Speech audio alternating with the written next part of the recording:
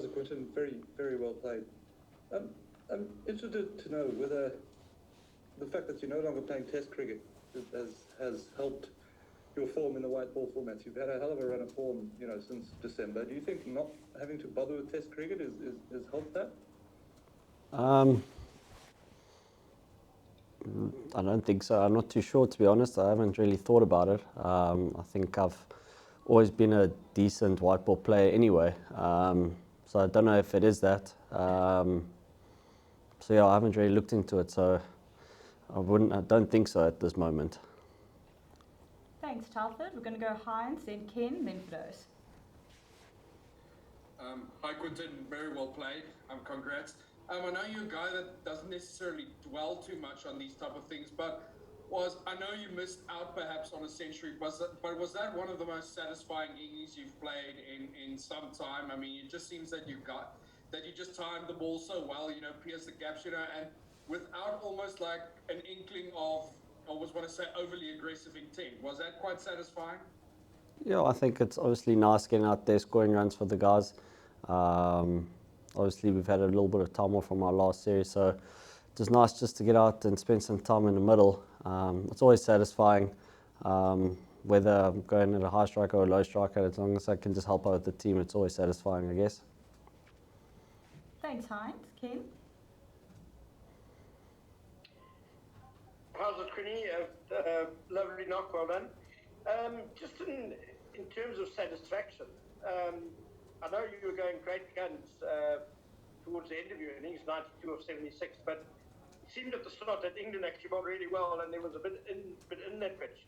How pleased were you that, it wasn't the easiest of starts for you, but you showed really good judgment in managing to get through that and just gave yourself the time to actually then dominate the bowlers? Yeah, obviously there was a bit of swing, there was a bit of movement in the wicket, so it's just a matter of just soaking up the pressure.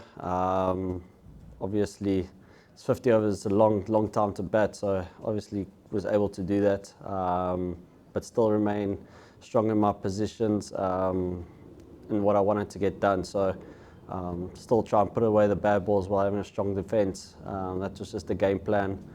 Just keep the ball on the floor for as long as we can. Because obviously on this outfield looks like there was a lot of value for shots here, so that was just the plan out there. Thanks, Ken, for those, and then we'll see if there's anyone on the floor before we hand over to Zahir. Hi, Connie, well batted.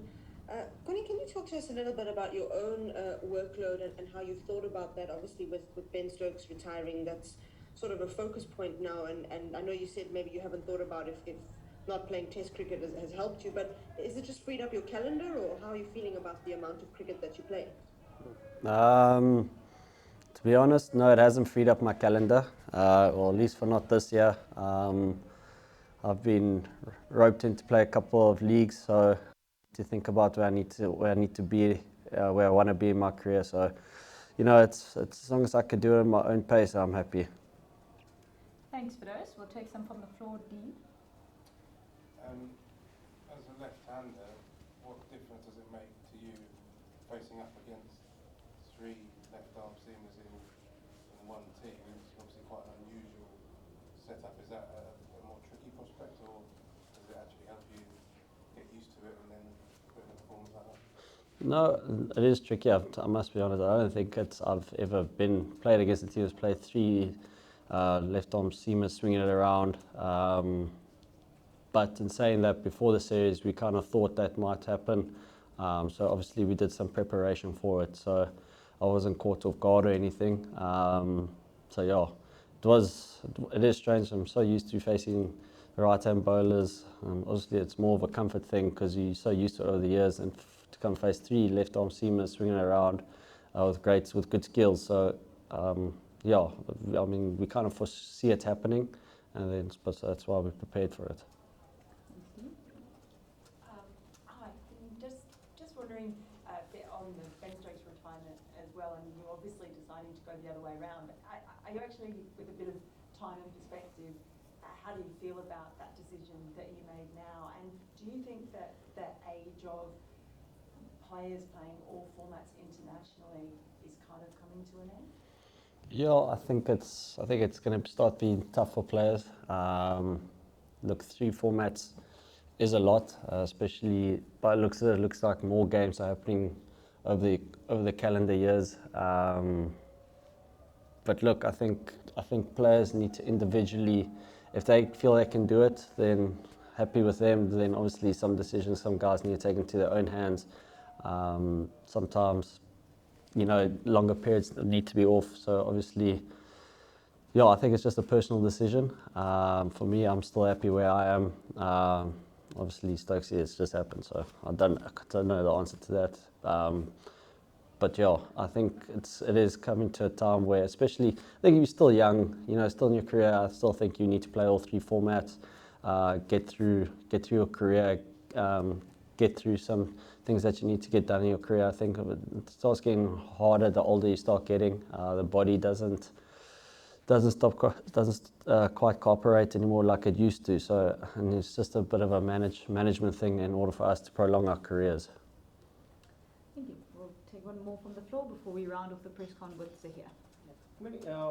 Just wondering that you are talking about playing all 3 formats, and recently in past few weeks there has been a lot of talk about 50-over format and its future. Do you see that the current 50-over? Are you currently happy with the current format of the 50-over cricket, or do you think that we need to make some changes to make it more attractive for the crowd?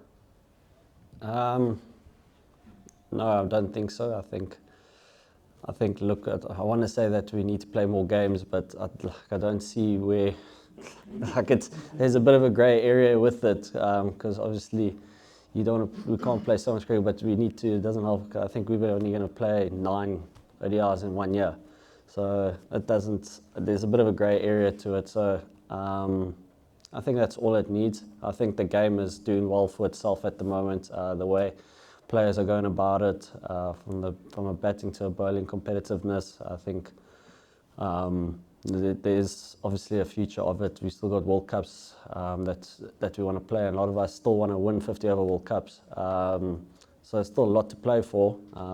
But like I said, there's a bit of a grey area. I'm just a cricketer. I'm not an administrator, so it's not really my decision. Thanks. Thank you very much. Zahir, we'll round off Quinny's press conference with yourself. Hi, Quinny. Just in terms of you only playing white ball cricket, when you come into the side, do you feel that you got to make an impact because you're only there for a limited time, and also just looking forward to the T20 World Cup? Is this good prep with what's coming up ahead? I think with a one or any player, one former player, or you play all 3, they're always trying to make an impact. It doesn't matter how many games you play. I think that's what we're here for. That's what we're trying to do every game. So it doesn't matter how many formats you play. And yeah, obviously it's key for us to play these games. In thinking there's a T20 World Cup this year, but there's also a 50-over World Cup next year. So things are happening quickly. So we'll all just take it step by step. Obviously, this series was our main focus was to play well as a team, sort out 1 or 2 things. Then now it's onto the T20s where we need to prepare and obviously look closer in time with the T20 World Cup. So it's always moving. It's not a stagnant things that happen. It's always moving because we always need to prepare for World Cups. So yeah.